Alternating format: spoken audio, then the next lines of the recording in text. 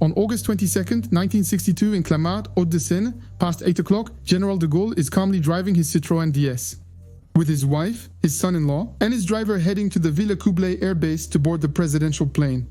Upon arriving a few meters from a roundabout, the president's DS is suddenly caught in a carefully organized ambush. In an instant, a barrage of bullets showers the car transporting de Gaulle. The concealed shooters unleash a barrage of over 187 rounds aiming to topple the current government. 14 bullets directly hit the president's DS and a chase ensues. Despite the front tires being riddled with bullets and the vehicle seriously damaged, the presidential DS does not stop. The car's innovative hydropneumatic suspension allows it to keep a steady height, no matter the load.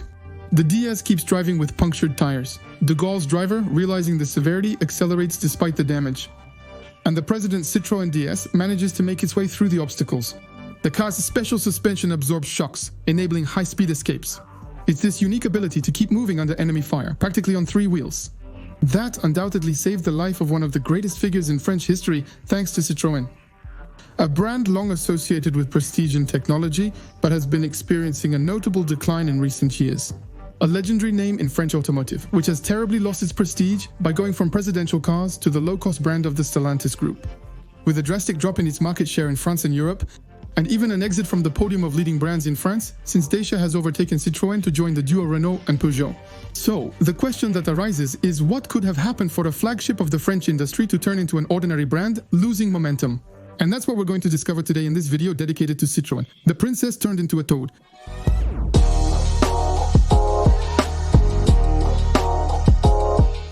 Before starting the video, I take 3 seconds to remind you that you can find a series of car posters that I have made in limited edition. On appledefair.com offers a 10% discount on your first order as a welcome gift. The link is in the description and first comment. Discussing the Citroën brand is impossible without mentioning its founder, André Citroën. This visionary is the originator of a legendary industrial odyssey, but not an inventor or technician. Despite gaining a solid scientific education at the Polytechnic School, he excels at discovering talent and is a brilliant organizer. We begin with key details I find intriguing, but I'm unsure where to position in the video. His name Citroën originates from his great-grandfather, a Dutch citrus merchant. André was born in Paris in 1878, but his story has a tragic beginning. When he was 7, his father jumped out of a window, committing suicide and leaving him orphaned. This tragedy will instill in him a lifelong resilience and determination. His first industrial experience began in 1901 during a visit to Poland, where he discovered a remarkable technical innovation. A novel method for cutting V-shaped gears, enabling precise transmission of substantial forces with significantly reduced noise compared to existing techniques. André believes in the technology's potential to revolutionize industrial mechanics and quickly purchases the license for the process. Seeing well beyond its initial application, he saw it as key to the next industrial revolution. After establishing a successful gear company, he enters the automotive industry by revitalizing Moss, a struggling manufacturer. Between 1906 and 1914, he transforms the company, creates new models, doubles production, and visits Henry Ford's factory in Dearborn, near Detroit. There he discovers Fordism and becomes passionate about industrial production and large-scale distribution, intending to return to France to apply these revolutionary methods. War erupts and André Citroën is drafted into the military. His brother Bernard is killed in action. André's sole focus is to exert all his efforts to drive the enemy back as far as he can. He proposes to the French army, lacking ammunition, to build a factory in 3 months. He aimed to apply the industrial techniques observed at Ford to produce up to 10,000 shells daily. Months later, on a 15-hectare site at Quai de Javel in Paris, he built an ultra-modern factory where over 10,000 workers produced shells for the army. André Citroën's ammunition business boosts his reputation, attracting many notable visitors to his Quai de Javel factory. After the 1918 armistice, the entrepreneur anticipates the end of ammunition orders and redirects his activities by transforming his armament factory. In 4 months, he founded the Société des Automobiles Citroën with its now famous double chevron emblem. Post-war, the car is thriving and altering the landscape. The French produce more than the Germans or the Americans, and Paris is the world capital of the automobile.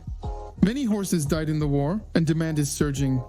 In January 1919, Citroën announces the production of a car for 7,250 francs, well below market prices, and pulls off a real marketing coup with over 16,000 inquiries in 2 weeks. André Citroën was not the first to manufacture automobiles. But what set him apart from his competitors was his vision of the future of the industry and the role his brand could play in it. He realized that to stand out, it was not enough to just build good cars. He had to revolutionize their production, sales, and public perception. Innovation was his creed and audacity his guide. With the release of his first model, the Type A of 1919 is not just another car entering the market, it's the symbol of a new era, the first completely European mass-produced automobile. André Citroën managed to import and adapt the mass production methods of Henry Ford, but with his very French touch, to blend efficiency with elegance. But Citroën's ingenuity was not limited to the assembly lines. He was a marketing pioneer who mastered the art of advertising like no one else before him. He was the first European car manufacturer to provide customers with an owner's manual, to set up showrooms to display and present his models within the garages themselves, or to ensure an efficient spare parts distribution network and quality after-sales service. He launched taxi and bus companies in the countryside, put his cars through crash tests to prove their solidity long before it became the norm. He also established a direct marketing system, gathering extensive customer data through his dealer network. And he would personally write to them after their visit to the dealership to suggest a car that would suit them perfectly. He even created Sovac, the Citroën car sales company, the first company to offer consumer credit in Europe, so that individuals could easily buy one of his cars. With his world cruises, he also revolutionized car advertising for the general public. In early 1923, he had a Citroën Kégrès half-track cross the Sahara. Then he financed the famous black cruises in Africa, yellow cruises in Asia, and white cruises in Alaska, to show that his cars can drive under all conditions and to proudly display his brand in the local and national press.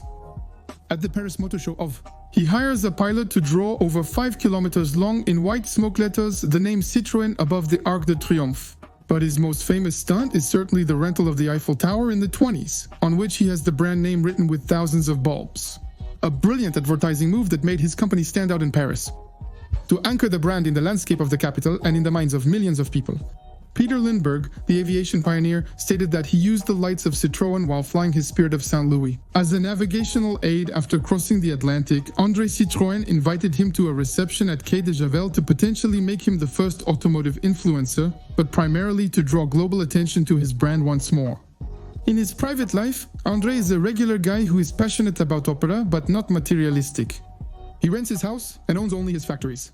He lives modestly but has a gambling problem. He can spend vast sums at casinos. He met his wife Georgina at the Casino du Touquet. A love for the thrill of the gaming tables, which reveals a bit about the boss's personality and explains some of the decisions he has made for his company. André Citroën is not cautious at the card table roulette or with his company.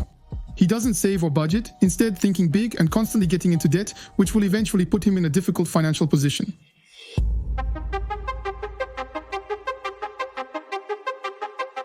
André reinvested all the money he earned from selling ammunition into Citroën. Louis Renault presents his factory of goods in progress, going into debt by millions for renovations. His first cars are a success. He wants to grow the company quickly and without limit, always spending more to finance growth, and ends up exhausting the company's finances. Paradoxically, Citroën's early days have gradually led to its current situation, as crazy as it may seem. Despite the early success of its cars, the company soon found itself overwhelmed by costs. The company's founder prioritized rapid expansion over profitability and financial stability, leading to a crisis in Europe in 1933. Like other companies, Citroën tirelessly manages social conflicts through direct personal negotiations with employees. While simultaneously persuading creditors to delay his loan due dates, that challenging year also proves fruitful for the brand. The Traction Avant project, designed by André Lefebvre and Flaminio Bertoni, marks a revolution in the automotive industry by redefining the modern car. Released in March 1934, it was exceptional due to its monocoque steel construction, which allowed it to visually stand out from competitors with its lower profile and iconic avant-garde design that remains striking to this day. As its name implies, it brought front-wheel drive to the European auto industry. A true technical feat for the time, which greatly improved road holding and allowed for a completely flat floor inside the car to increase comfort and space dedicated to passengers. Its independent suspension offered an absorbing and comfortable ride, revolutionary for the time. It also set the foundation for many features still present in modern cars. Like the hydraulic brakes that were superior to cable brakes used by other cars at its launch, the Traction is an avant-garde car that marked the history of the brand and France. And it wasn't really surpassed technologically until the end of the 50s. But despite all these technical feats, it helped put Citroën in an even more precarious financial position. With sky-high development costs that nearly bankrupted the company just weeks after its official presentation in May 1934. The situation became critical when the Bank of France disclosed Citroën's deficit of just over 200 million francs. At that point, the bank's longtime partners in Citroën withdrew all confidence in André. Due to chronic over-indebtedness, Citroën is put into judicial liquidation in December, unable to pay its suppliers. Michelin, Citroën's main supplier, was solicited by the government to take over the brand, an intervention that saved the company, but marked the end of André Citroën's career. Pierre Michelin becomes the new boss and Citroën retires, leaving behind a brilliant industrial legacy. His reputation marred by his poor financial management, he dies a few months later at just 56 years old. Upon resumption, Michelin begins by repaying Citroën's debts, continues the marketing of the traction, and launches a new project, the Deux Chevaux, with the aim of creating an affordable car to motorize the whole of France and sell tons of tires. In 1939, 250 pre-production models are produced, and Michelin is ready to launch the 2CV at the Paris Salon. But the war is going to completely change the plans. Legend says a team of the brand's engineers hid the revolutionary small car prototypes in Auvergne to protect them. In 1948, the famous Two Horses car was born, a vehicle that achieved phenomenal success. This is the story of the Two Horses. The success of it can be attributed primarily to the specifications provided by engineer Pierre Boulanger, which could warrant a standalone video. Have your services study a car that can transport 2 farmers in clogs, 50 kilograms of potatoes or 1 ton at a maximum speed of 60 km/h for a consumption of 3 liters of gasoline per 100. Moreover, this vehicle must be capable of traversing the roughest roads and be lightweight enough for a novice driver to handle easily. The comfort must be impeccable to ensure the 2 baskets transported at the back arrive intact. Its price will have to be much lower than that of our front-wheel drive. In essence, it's a 4-wheeled umbrella that's comfortable, lightweight, and simple to produce and use. With almost 4 million units produced between 1948 and 1990, the Deux 105 was a clever solution to basic transportation requirements and has evolved significantly over time, including the Sahara model equipped with 2 engines for unmatched off-road capability. One of the most intriguing and desired variants. Another example of Citroën's expertise that we mentioned in the introduction of this video, I'm talking about the famous and timeless DS. After 18 years of secret development to succeed the front-wheel drive, the DS19 was presented on October 6, 1955 at the Paris Motor Show. In 15 minutes, 743 customers placed orders, continuing all day. The DS reached 80,000 reservations in 10 days, surpassing the goal of 12,000 orders on the first day of marketing. A historic record, only beaten by the Tesla Model 3 in 2016 in the internet era. With its aerodynamic design, its hydropneumatic suspensions, and its disc brakes, it symbolized French ingenuity and deeply marked the tricolor landscape in the space age. The philosopher Roland Barthes described its design as having fallen from the sky. However, Citroën lacks mid-range offerings between its basic 2-horsepower model and the cutting-edge DS. In dubious moves, the brand acquires mid-range maker Panhard, which will end up manufacturing 2-horsepower vans and breathe its last in 1967. The Italian Maserati is struggling to equip its new SM, a supercar for its time, with a high-performance V6 engine. The project is highly ambitious and even more upscale than the ADS, which is turning out to be a significant financial burden for the company. In parallel with this, the unsuccessful efforts in research on the Wankel rotary engine and the high development costs on several technologically advanced models have dug a major financial deficit at the brand. The 1973 oil crisis exacerbates an already fragile situation at Chevron. By reducing demand for models like the ASM despite a Fiat agreement, Citroën goes bankrupt in 1974, and the French government orchestrates the company's rescue by Peugeot in 1975. The formation of the PSA Peugeot Citroën Group marks the start of a complex cohabitation.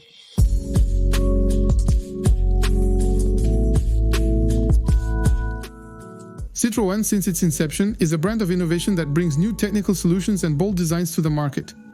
Peugeot, on the other hand, was at the time a relatively conservative brand, so when the Lion brand absorbs the Chevron brand, it's clearly not a crazy love affair. Several Citroën executives, including Robert Opron, designer of the SM, GS, and 110, leave the company. From there, Peugeot begins a slow decline, becoming the biggest casualty of PSA's standardization era. Despite the brief respite offered by the surprising success of the BX in the 80s, Citroën is no longer seen as a creative brand. The Saxo, Berlingo, and Evasion are developed from Peugeot models, and the Citroën versions have an uninspiring bland style. Luckily, at the start of the 2000s, Jean-Pierre Plouet became Citroën's style director and significantly revamped the brand with the C4's launch. The C-Métis concept car aims to restore Citroën to prominence. It's also at this time that the manufacturer stands out in rally and gets a first world champion title in 2003. With a team featuring the renowned Colin McRae and Carlos Sainz Sr., a 2-time world champion and father of F1 driver Carlos Sainz, and of course the French legend Sébastien Loeb, the Alsatian driver's 10-year domination marked the beginning of the brand's unrivaled reign, warranting a dedicated episode. By the way, I'm counting on you to tell me in the comments if you're interested.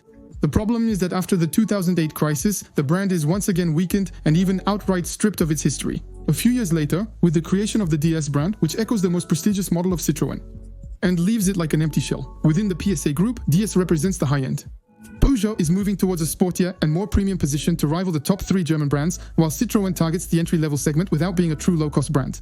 It aims to refocus on its colorful, accessible, and friendly side, with clever designs like the 100/400 Actos. But this positioning hurts it, because it has always been perceived as a generalist family brand. In the new accessibility niche, there are fiercer price competitors. This is especially true since the creation of the Stellantis Group in 2021. It's now among 15 brands that Citroën has to make a place for itself, and not just any brands. DS, Opel, Peugeot, Fiat Abarth, Alfa Romeo, Chrysler, Dodge, Jeep, Ram, Lancia, and Maserati form this enormous group where Citroën takes a back seat. Its peculiar positioning as entry-level without being low-cost and an ambiguous design identity add to the confusion, which plays on the technological aspect more than the human side that it highlights in its communication, and it's not a sure thing. The brand has still stood out recently with the AMI, its license-free car for young people, designed to be affordable with a highly divisive look. Who is loved or hated? What makes it a smart proposition is that we have a totally symmetrical car to drastically reduce manufacturing costs. It's a yogurt pot with an odd head, designed for those without a license. But it's a way to give mobility to youth and let them drive from age 14. Citroën's decision is clever, as it's one of the few products in their range that aligns with their new mobility image. Fun and accessible, but not the model to save the brand. For the future, we can only hope for the best. The company has reverted to its original logo for a fresh visual identity. A decision justified by marketing but questioned by design, as it visually elongates the front of the models. Whereas in design, we often prefer to play on horizontality to improve proportions, which the previous logo did very well. This year's news is the release of the redesigned C3, now called EC3, inspired by the Ollie concept. This change removes the human touch and familiarity found in previous generations of the 2 Chevaux. Is this the model that will revive the brand? We have reason to doubt it. I'd like your opinion to conclude this episode. Do you believe that Citroën will survive because it is part of French heritage? Or do you think that the natural selection of brands will gradually take its toll on it, because it can no longer make relevant cars in the current market? Give me your opinion in the comments. And of course, for all enthusiasts of classic and iconic cars, see you on Apple.com. The link is in the description. Father's Day is coming up soon, so head over to the site and think about reserving your numbered poster in limited edition before it's all out of stock. Thanks again for your support. Remember to subscribe, it's super important, and see you next time.